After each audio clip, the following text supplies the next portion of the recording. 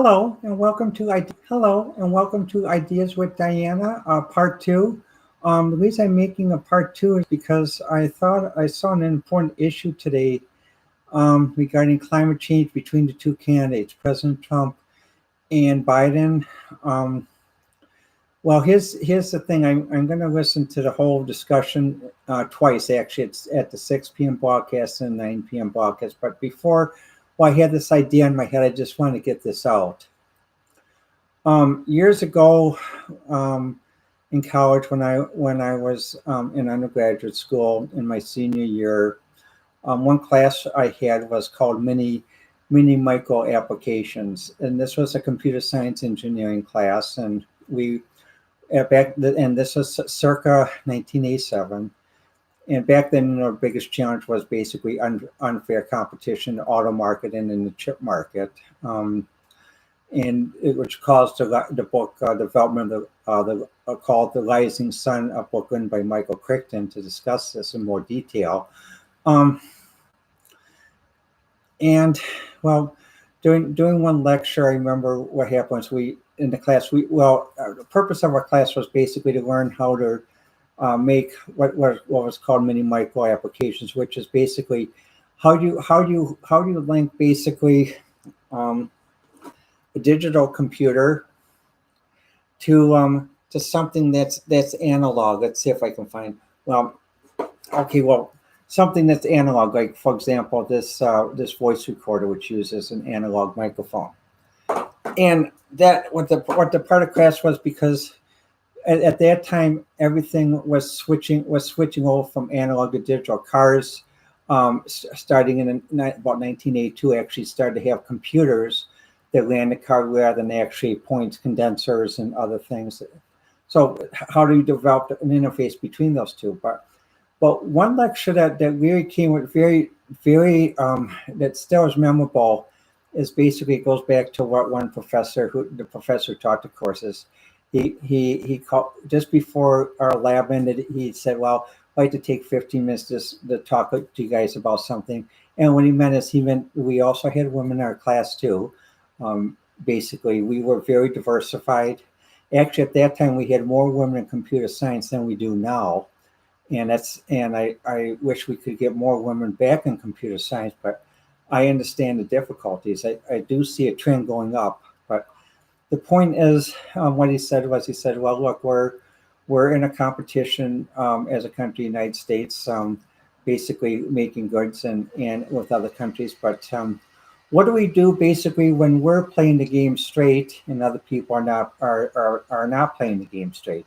So what that means is basically, let's say you're playing a baseball game, and your side gets two strikes and the other side gets four strikes, and they say, well, that's fair because you're a bigger country. We deserve four strikes. You deserve two strikes. No, no, no. Well, that's not fair, really, because basically what that means is basically that's giving you an extra advantage. Now, will you return? Well, will that group return the advantage when they feel that they have overcome it? And most of the time, they don't. And this leads right into climate change. Some people say, well, climate change doesn't exist. Other people say climate change does exist. I say climate change does exist. However, the real issue on climate change is not, as basically as the media is putting it between the two candidates. Like one candidate says, well, Biden says climate change does exist, and they're saying Trump. No, that's not. That's a really misrepresentation of both candidates' points of view. Trump agrees climate change does exist as well as Biden. However, what I do think, if I was basically in the position that President Trump is in, this is what I would say: climate change does exist. However, do we have a right to be abused while we're playing the climate change game straight? And China and other countries are cheating? No. What happens? Climate change has to be solvable by everybody. So if one big group is cheating, or China or India is cheating, we're going to say, look, if you're going to cheat, we don't have to play the game straight either. We can cheat just as to the level that you're doing. And this is what happened.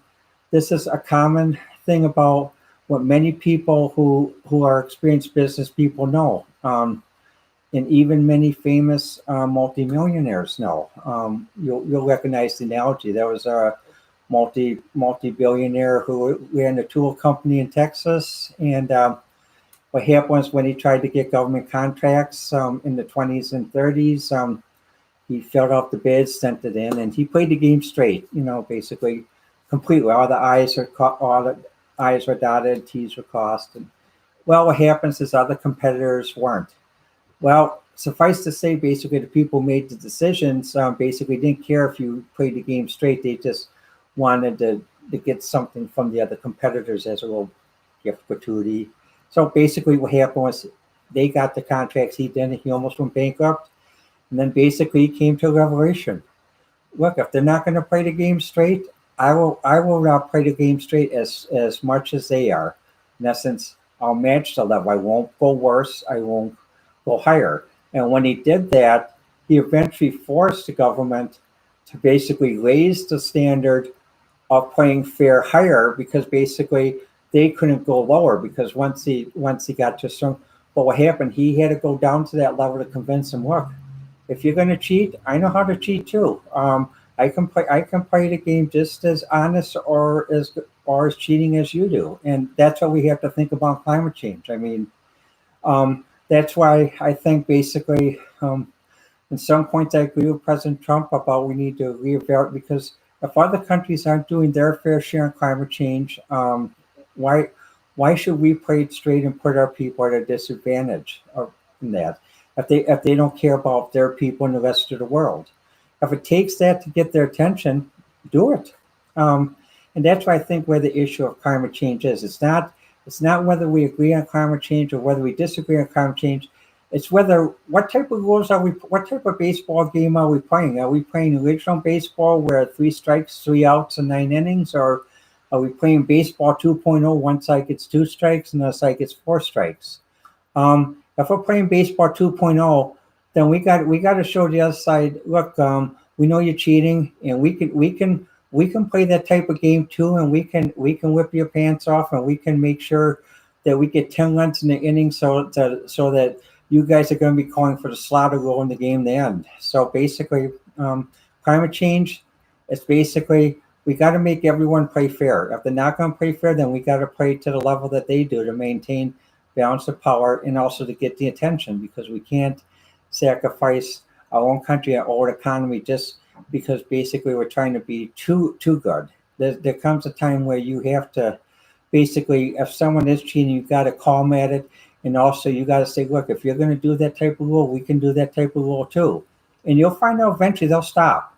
It's like little kids when they cheat, because the other side says, fine, if you're going to cheat in baseball, we're going to play the same one. As soon as the other side starts applying that rule that the one side is cheating against their own rule against them, they'll quickly want to stop, and they'll quickly want to renegotiate. So the climate change is not whether it exists; it's basically how we're going to play it. And if other people aren't playing fair, then we got to play down to their level, get their attention, and basically show them that we know how they're playing, and we can play down to their level to get them to stop. And even if it means we have to do a slaughter rule, to show them, to teach them a lesson. But that's the way how we're going to have to resolve it. Either all countries of the world agree to play fair, or basically none play fair.